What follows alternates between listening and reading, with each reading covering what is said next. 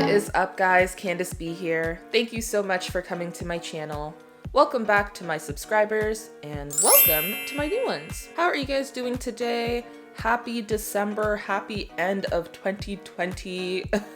I don't know if that says much, but we have made it to the end of the year, so that is an accomplishment in itself, to be completely honest with you, but I hope you guys are all doing well. So today I am back with another video, another Forex analysis, just preparing for the week ahead. And for this week, I traded both GBP, JPY, and Euro JPY. So I'll quickly go through the trades I've taken and do an analysis on both. This week for me was a pretty decent week in terms of trading. I had some pretty good trades. I had some trades I can learn from. And now that we're in December, going into the second week of the month, I personally will be taking a break from trading. I won't be trading in December. After the 11th, I'm just going to be taking a break and focusing on back testing and refining my strategy and just, working on my mindset and stuff like that, just while the holidays are happening and the markets are very erratic and, not too smooth. So that being said, as a disclaimer, the way I analyze my charts, the setups I take, how many setups I take, my analysis, all that good stuff is just my opinion, my point of view, how I personally trade. Not telling you to trade like me or, copy me at all. I'm just talking out my thought process. Me deciding not to trade for the rest of the month is just my personal preference. I know many people who are still going to trade, to each their own. It is what it is, but I myself, I'm just going to work on some back end things and just try to get better and better behind the scenes so that, when next year comes, even though we have no idea how next year is going to go, my goal is just to obviously always become a better trader than I was yesterday. So that being said, let us get into the video. All right, so I'm just going to be going down to the 1 hour. So I took 7 trades in total this week, 5 on GJ and 2 on EJ. I wouldn't have minded taking, 1 or 2 less trades, but it is what it is. I think 7 is not too bad, to be honest. So let's just go through the trades. So really quickly, the first trade that I took was here. So at the end of last week, I remember I was waiting to see what would happen to price at this level, if it would reject it or if it would break it and retest and then keep pushing down. So as you can see, price obviously rejected it, and it's been, trading above it ever since. So once I saw that price was pushing up, it was continuing just to push up. And if I go to the 4 hour, I just want to see. Yeah, so it essentially created a level here. If you look left, there were times where price came here and rejected it to the downside as a resistance, and now it retested it as a support. And so, a rule of thumb, what is support becomes resistance, what's resistance becomes support. So, price will interchange them. So anyways, I did take a buy here, and this was pre-London on the 30th, which would have been the Monday, and like Monday morning. And I did anticipate price pushing up. However, there was a minor level here that pushed price down, hit my stop loss before it did continue up. And if I had held it, if my stop loss was a little bit larger, in terms of, let's say I used this higher time frame level and I had my stop loss under here, then for sure my stop loss would have been hit the next day if I held the trade. But it is what it is. Just because of my lot size, I kept my stop loss pretty tight. I did use structure, more so just under the previous low or whatever the case may be, kind of around that area, but it didn't work out, and I'm totally fine with that.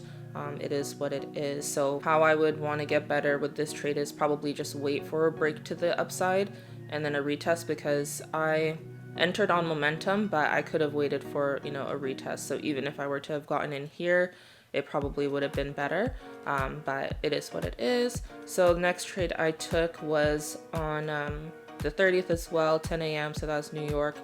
That was during New York-London crossover. Again, my bias was buys. Price was pushing up, and then, all you see is this sideways movement start to happen.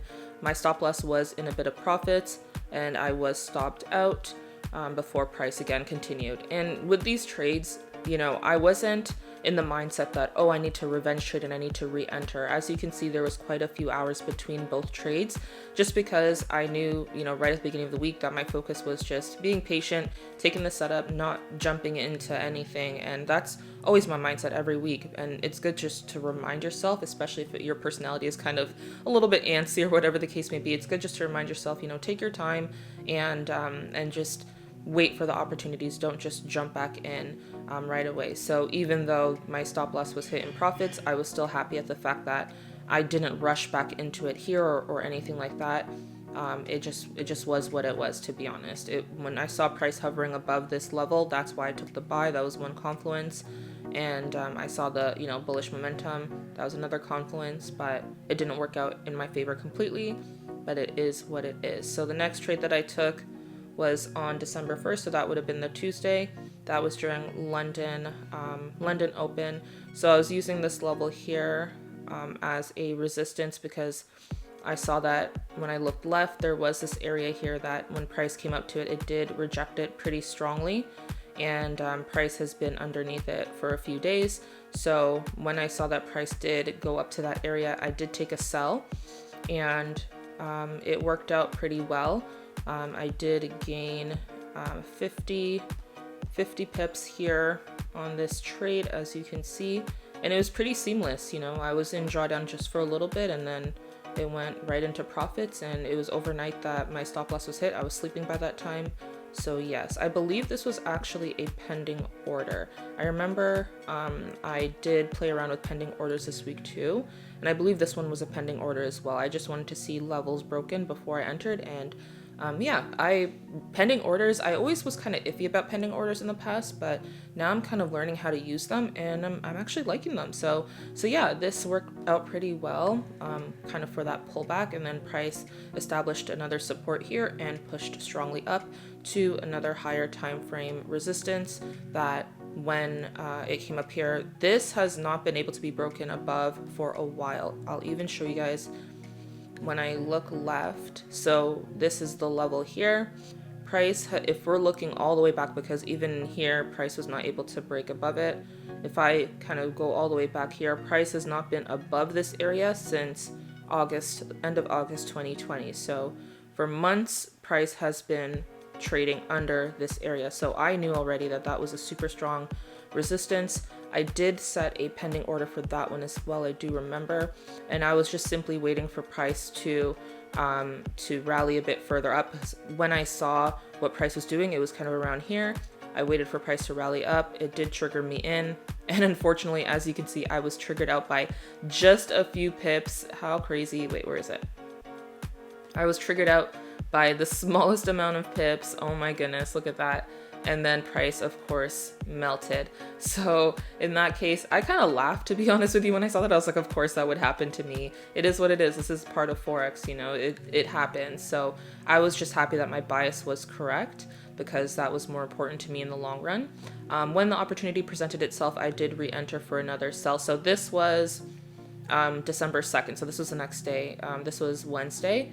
That was pre-London. And then when I was triggered in, and then the next time I looked at an entry was during just pre-New York Open, and I did enter a sell here when I saw that price had done kind of like a base drop, or I don't know what it's called, drop base rally, I don't know, but anyways, price had this momentum push to the downside, then it consolidated, and then a continuation push. So I entered right there. There was essentially no drawdown. It did push down. My take profit, as you can see, was a little bit too wide, because if I were to have used this level as, a take profit area, I would have won my trade. But unfortunately, price did reverse, and I ended up in a small loss. How I can get better. This was the main trade that I was looking at. I didn't trade after this because I really was focusing on, okay, how can I know when to exit? Because in this case, there's the one side where it's like, okay, I want to trust my analysis. I want to trust my levels. I want to have confidence in myself, because that's such a big part of Forex. But at the same time, market behavior will always be number one. It will show you, what it needs to show you. So I'm sure when price came down here, I was expecting price to continue pushing down. But what I could have done better was, once I saw that, that bullish candle, this is a 30-minute, if I were to have gone to the 1 hour, even if I were to have seen this engulfing candle, this is where I should have exited. And I would have gained, let me just check. Shoulda, coulda, woulda, yeah, whatever. I would have gained about 40 pips in that area. So if I were to have, even though I wouldn't have gained, I think this was like 70 pips that I was in profits. So just for reference, let's say I was using a $1 lot size, that would have been $700. But yeah, so I was in 75 pips. I was in a good amount of profits. I absolutely could have taken profit down here or even up here. In this scenario, my mindset was just trust your analysis, just see what's going to happen. And then yeah, price ended up hitting my stop loss and pushing up, which was totally fine because, you know, I lost 4 pips. It is what it is. You can't really beat yourself up about it. It's just a learning lesson. So knowing when to exit trades is very important, because one of the things I was focusing on was just trusting my analysis and letting it play out just from a mindset perspective, just for that discipline. I was okay with this trade, how it played out. It is what it is, to be honest with you. But for sure, something to focus on, just because of the fact that this turned into a loss. That was my concern. I can either, you know, be quicker to take my profits earlier, take what the market gives me, and, you know, carry on about my business, or I can just make sure to, you know, put my stop loss and profits like I've been doing. It's just with this one, I did assume that price was just going to reject off of this zone and continue down. But then once I saw these candlesticks here, I'll even go down to the 30-minute. So once I kind of paid more attention to GJ's behavior and I saw that price wasn't rejecting strongly, it was kind of just hovering around this area, I knew that there was going to be a breakout to the upside eventually. So that's why I exited. And, you know, it could have been worse. What if I had moved my stop loss? What if I had erased my stop loss? You know, look what would have happened. I would have been, you know, in the hole how much?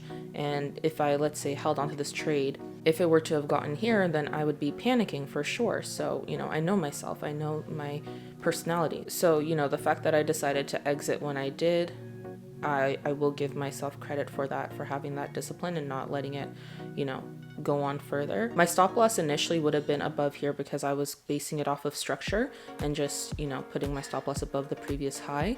But because of the fact that I saw it reversing, I did exit with that small loss manually. And, you know, just speaking it out right now to you guys, how I see it then is, if I can exit a trade manually in a loss, then, you know, I should have no problem exiting manually when I'm in, you know, 70 pip profit.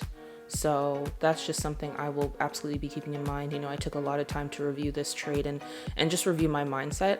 And that's really all I can do, to be honest with you. And just be honest with myself that this could have been a way better trade. But at the end of the day, I'll give myself credit for protecting my capital in the long run and, you know, not taking such a huge loss. Like, let's say how I did at the beginning of the week, you know, I lost 39 pips, but in this case, I only lost 4. So I feel like that personally can be seen as an improvement. But yeah, those are my GJ trades pretty much. So let me just, before I go to EJ, I'll just do a quick analysis for this upcoming week. So just looking at kind of the larger picture, like I was mentioning, this area here is a very strong area. And the fact that with news, I believe it was Brexit news, price was able to push above, but as you can see, it was not able to sustain being above this area. It wasn't able to sustain this level and, you know, continue up. It could just be because it was a Friday, you know, you have that rejection, but I am curious to see how it will look this upcoming week, especially because, you know, there are some Brexit talks going into this week, so I'm sure that will affect the markets. But even if, let me just erase this, even if you look here, I'm just gonna erase this too. We see that price has been just rejecting. This is on the daily. This is a way clearer picture.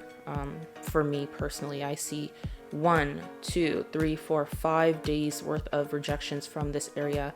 And if you're looking at the daily from this last candle, then you can see that price was not able to close above it. So it would be different if price closed above this area on the Friday, because then, you know, a retest could be possible sometime next week and then a push up. But because it rejected it completely, I personally would still be looking to see if there's any sells that are probable or plausible.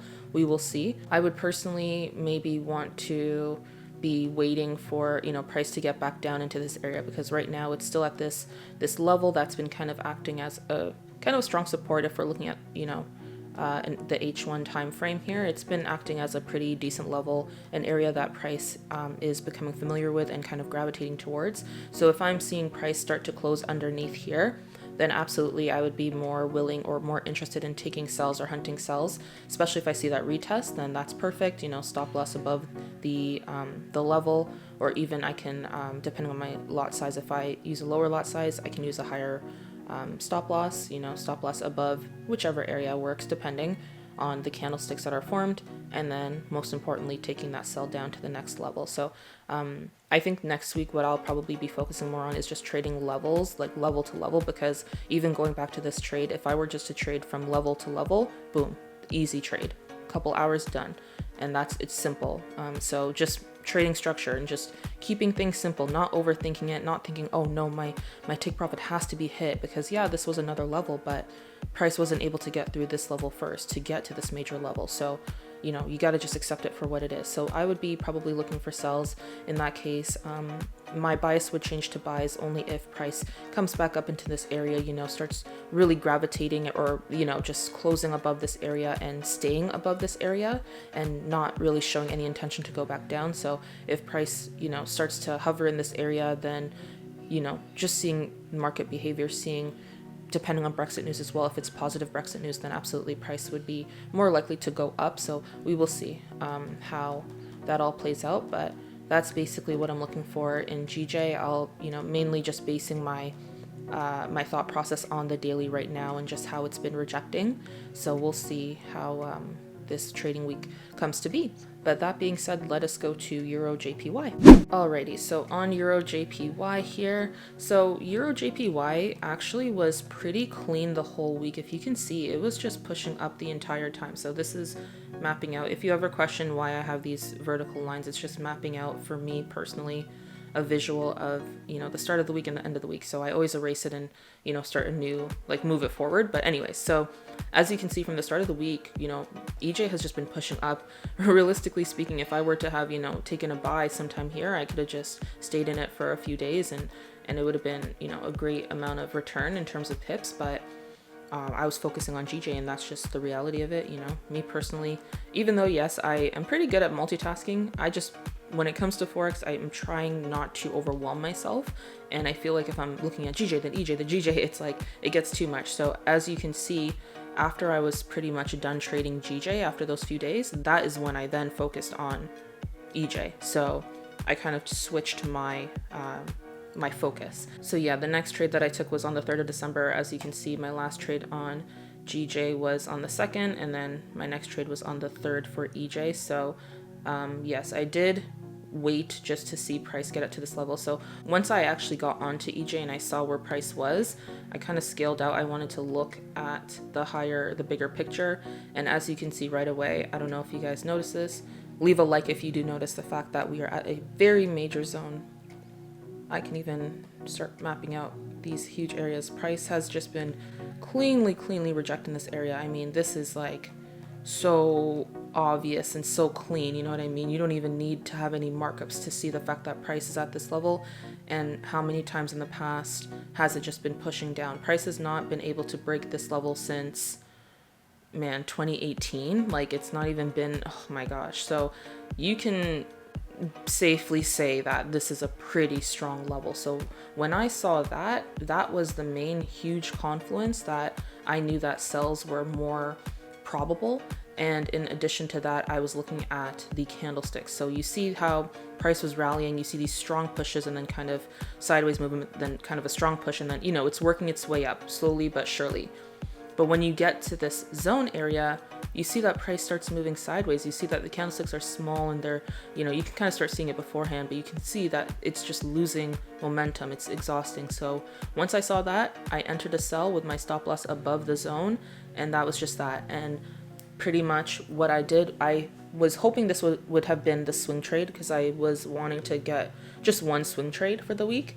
And so I was kind of hoping, because that last trade on GJ didn't end up being my swing trade, I wanted this to be that one. And I think I was kind of closed-minded because, again, knowing when to exit came into play. Price was pushing down.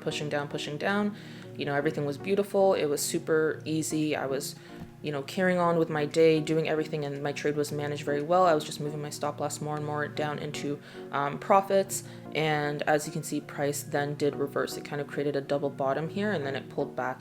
And when you look left, you see that there was this level here where price had last time pushed up from. So, not too surprising, obviously, in hindsight, but at the time, I was just trying to hold the trade, especially seeing, this candlestick. It's a strong bearish candle. So it's just kind of like, okay, you expect price to keep pushing down, but it would be stronger if price closed underneath. But either way, neither here nor there, price did end up pulling back, and I just let it hit my stop loss, because again, just focusing on my mindset and my discipline and just trusting my analysis, I said, okay, if it's going to hit my stop loss, it's going to hit it. So I think I got out at 126.450, around that area, and then that was just that. So that was going to be the last trade that I took, but I did try to see another opportunity when price still was kind of hovering in this area. I did try to take a sell, but once I realized that I was actually over trading, I ended up closing at break even. And yeah, price pushed down, but at that point I was just watching it because it was like 2 p.m. 3 p.m. whatever on a Friday. I'm not going to get in. So this was the Friday. This was the 4th. So I took pretty much 1 to 2 trades a day this whole week, mainly 1 trade a day. And I'm pretty proud of myself for doing that, just because, that does take discipline, to be honest with you. It takes discipline just to take 1 trade, 1 entry, and just hold it out, wait it out.